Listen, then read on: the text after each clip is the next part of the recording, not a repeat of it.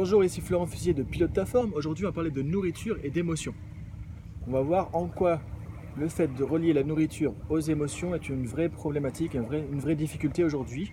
Par exemple, le fait de manger pour se faire plaisir, se récompenser, etc. On va voir que c'est justement pas une bonne solution.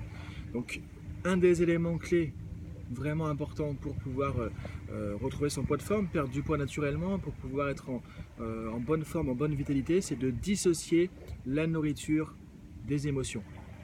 Le piège, c'est quoi? C'est que à l'origine, en fait, notre physiologie, pourquoi on va manger simplement, pourquoi on doit manger à l'origine, simplement, c'est du carburant, c'est de l'énergie pour notre corps.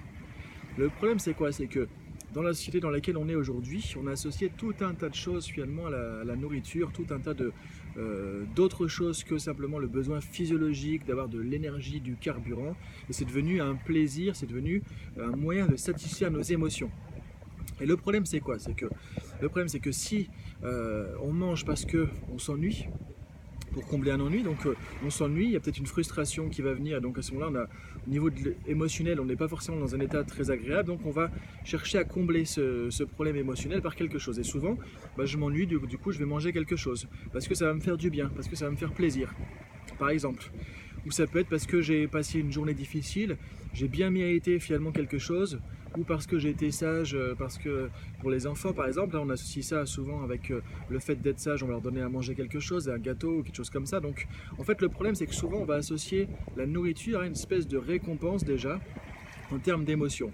Donc j'ai mérité parce que j'ai une journée difficile, parce qu'il y a tel événement qui s'est passé, ou j'ai un inconfort parce qu'il y a tel événement qui s'est produit aussi, et du coup je vais aller chercher de la nourriture pour me réconforter.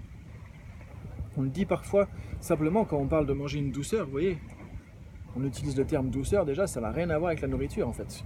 À la base, ce qui est important de comprendre, c'est que notre corps, lui, il ne connaît pas tout ça. Ça, c'est notre cerveau, c'est notre mental qui va associer la nourriture à des besoins psychologiques.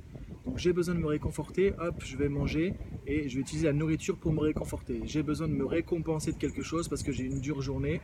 J'ai besoin de me faire plaisir parce que j'ai l'impression que sinon j'ai pas d'autre moyen d'avoir du plaisir. Alors à ce moment-là, je vais aller chercher de la nourriture pour me faire plaisir.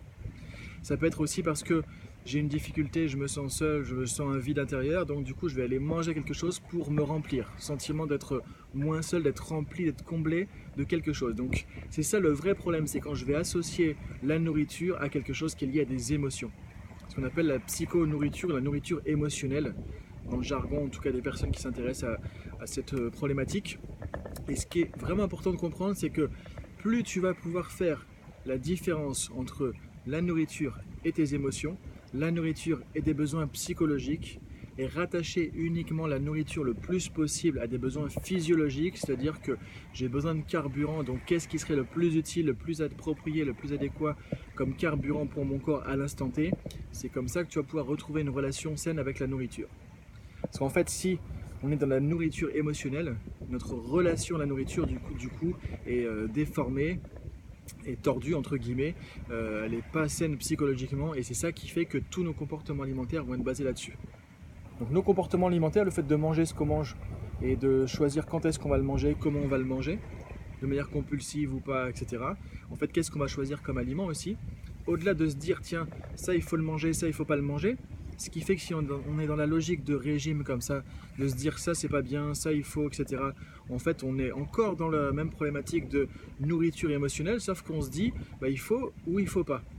Là, l'idée c'est que quand tu as réussi à détacher la nourriture d'un côté psychologique et émotionnel, à ce moment-là, de toute façon, tu vas plutôt écouter tes besoins physiologiques et choisir ce qui est plutôt adapté de manger à ce moment-là, plutôt que de choisir en fonction de besoins émotionnels.